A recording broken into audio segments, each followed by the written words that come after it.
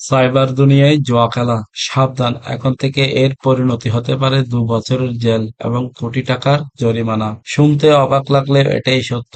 সাম্প্রতিক সময়ে বাংলাদেশে সাইবার স্পেসে বেআইনি কার্যকলাপ, বিশেষ করে অনলাইন জুয়া ও বেটিং আশঙ্কাজনক হারে বেড়েছে। এই অবস্থায় সরকার কঠোর পদক্ষেপ নিতে বাধ্য হয়েছে। নতুন আইন অনুযায়ী কেউ যদি অনলাইনে জুয়া খেলে বা জুয়া খেলার প্ল্যাটফর্ম চালায়, তার বিরুদ্ধে 2 বছরের জেল এবং 1 কোটি টাকা পর্যন্ত জরিমানা করার বিধান রাখা হয়েছে। এই আইনটির পেছনের মূল উদ্দেশ্য হল যুব সমাজকে ধ্বংসের হাত থেকে রক্ষা করা, দ্বিতীয়ত অর্থ পাচার ও আর্থিক প্রতারণা প্রতিরোধ এবং দেশের সাইবার নিরাপত্তা নিশ্চিত করা। বর্তমানে ফেসবুক, হোয়াটসঅ্যাপ, টেলিগ্রাম, এমনকি ইউটিউব লাইভেও জুয়া খেলার আসর বসছে।